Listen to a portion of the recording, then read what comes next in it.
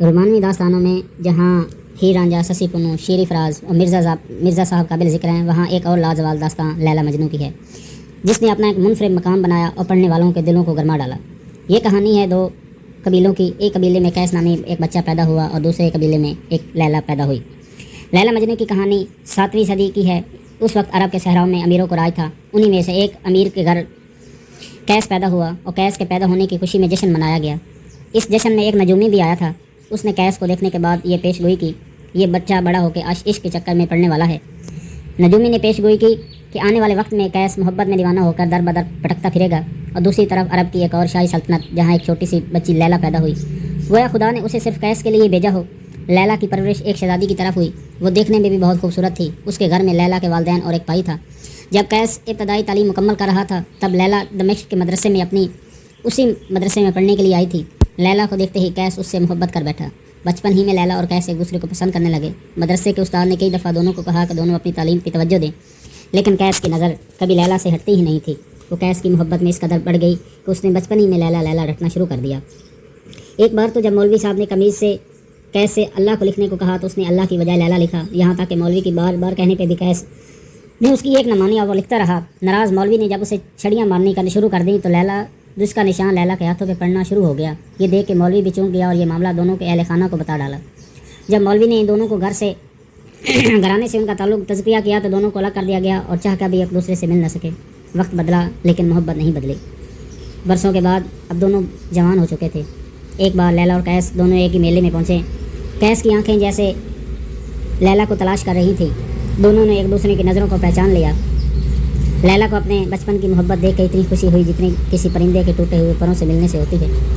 قیس نے لیلا کے لیے شاعری لکھنا شروع کر دی۔ قیس اور لیلا ایک دوسرے سے دیوانہ وار محبت کرنے لگے۔ انہیں نہ تو سماج کی فکر تھی نہ اپنے گھر والوں کی بات۔ ان کی بات کی خبر جب لیلا اور قیس کے گھر والوں کو ملی تو انہوں نے ایک دوسرے سے جدا کرنے کا فیصلہ کر لیا۔ انہوں نے لیلا کی شادی کہیں اور کرنے کا فیصلہ کیا اور لیلا کو گھر میں قید کر ڈالا۔ جب قیس کا نام مجنوں ہوا اور جب قیس کو اس بارے میں پتہ چلا تو وہ لیلا کی محبت میں سرگرداں لیلا لیلا پکارتا دیوانہ وار ہر طرف پھرنے لگا۔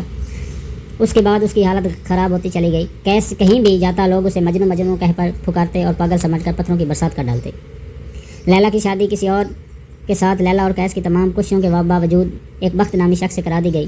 لیلا کی شادی بھلے ہی بخت سے ہو گئی لیکن اس کا دل ابھی بھی قیس کے پاس تھا۔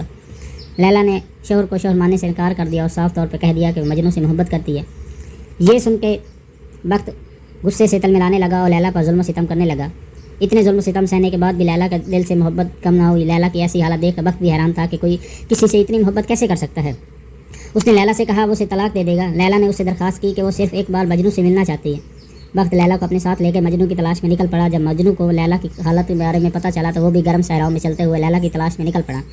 جب لوگ صحرا میں مجنوں کو پتھر مارتے تو نشان لیلا کے جسم پہ پڑ رہا تھا۔ آخر میں لیلا کو مجنوں صحرا میں زخمی حالت میں ملا۔ بخت نے مجنوں سے پوچھا تمہارے پاس ایسا کیا ہے جو میرے پاس نہیں؟ اس نے جواب دیا میرے پاس لیلا کی محبت ہے، اس کی چاہت ہے۔ بخت نے مجنوں کی باتوں سے اتنی تکلیف ہوئی کہ اس نے تلوار نکالی اور مجنوں کے سینے میں پیوست کر دی۔ مجنوں کے مرتے ہی لیلا بھی اس دنیا کو چھوڑ کے چلی گئی۔